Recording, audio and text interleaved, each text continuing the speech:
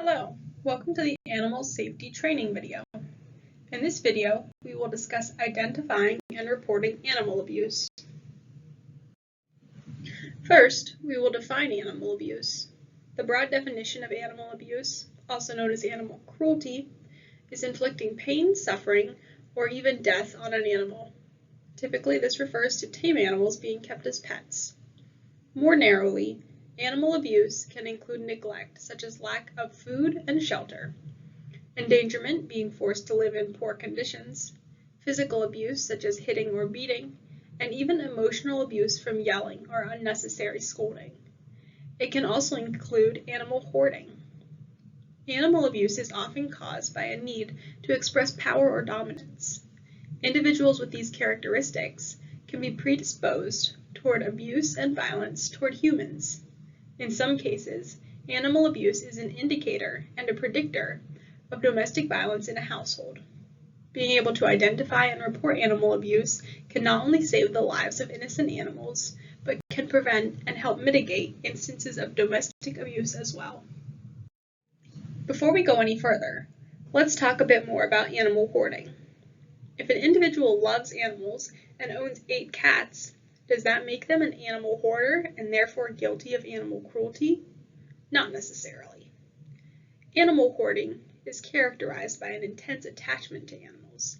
Extreme emotional or mental turmoil can take place at the thought of parting with or losing an animal. Frequently, animal hoarders believe that they are the only ones that can help and care for their animals. Often, the number of animals exceeds the pet owner's ability to care for the animals. Yes, sometimes this can look like that crazy cat lady stereotype, but it can also take the form of only 2 dogs living in a small home and not giving the space to move around or go outside or exercise in the way that dogs deserve. Because of the high number of client interactions a Meals on Wheels driver may have on any given day, it is important to have an understanding of how to identify when animal abuse might be taking place. The best tools to help you identify animal abuse are your senses of hearing, smell, sight, and touch. Perhaps the 2 most obvious are smell and sight. The overwhelming smell of urine, feces, decay, or wet and dirty animals can be indicators that animals in the home are not being properly taken care of. However, it is also important to avoid jumping to conclusions. As individuals age, their ability to smell diminishes. For some of our clients, the smell of a dirty litter box or a wet dog from the rain simply go unnoticed and are not clues to animal abuse. Sight is another important tool in identifying animal abuse. Observation of physical abuse taking place is a clear indicator of animal cruelty. Another clue can be an animal that seems to fear their owner. Underweight or overweight can be a sign that animals are not being fed properly.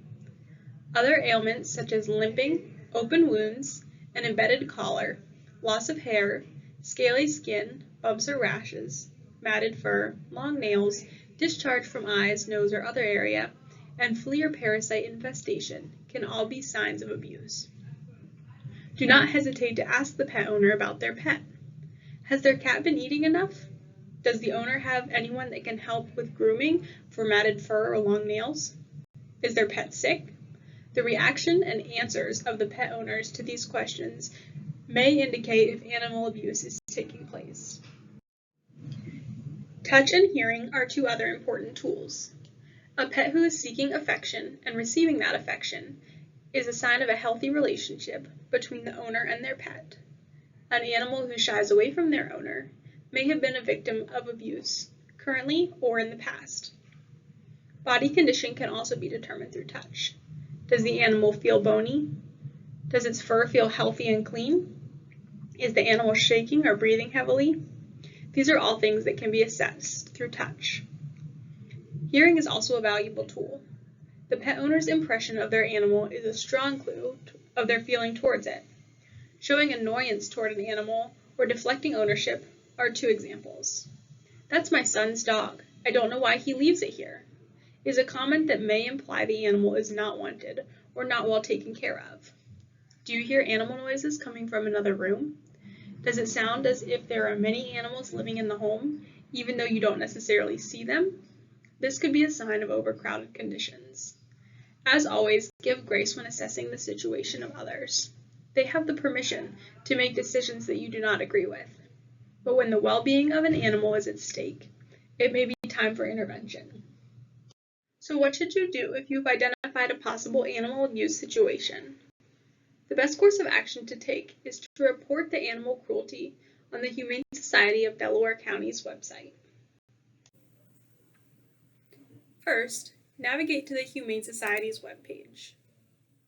On their main landing page, in the top right corner, you'll see a button to report animal cruelty. Clicking on this button will take you to the animal cruelty webpage. On this page, there's information on how to report animal cruelty, as well as how to recognize animal cruelty. By clicking here, you will be taken to the online form to file a cruelty complaint. This form will ask some information about you, as well as the situation. This form should be filled out and submitted by the witness of the potential abuse. It cannot be anonymous. During the length of the investigation, the Humane Society will never reveal the individual who filed the complaint to the pet owner. Keep in mind, however, that after the case is closed, it becomes public record. This means that the identity of the individual who filed the complaint will be available if the public file is pulled. Although the contact information of this individual is collected via the complaint form, the contact information will never be released publicly. Once a complaint is received by the Humane Society, one of the organization's staff members will do research on the situation. They might reach out to the individual who is alleged to have mistreated an animal. They might also reach out to the individual who filed the complaint for follow-up as needed. To give closures to the situation, the Humane Society will always report back to the person who filed the complaint with an update on the outcome of the situation. If animal abuse is related to a Meals on Wheels client or deliveries, notes should be made in the Change of Condition tab on the SourcePoint tablet. These notes get forwarded to the client's care consultant at SourcePoint. Care consultants may then follow up with the client as appropriate. Again, to maintain confidentiality, the care consultants will not reveal who reported the situation. For more serious events, you may be asked to fill out an incident report at the SourcePoint Nutrition Office. Thank you for watching the animal abuse training video. Remember, never hesitate to speak up about potential animal abuse. The health and safety of both animals and their owners depends on it.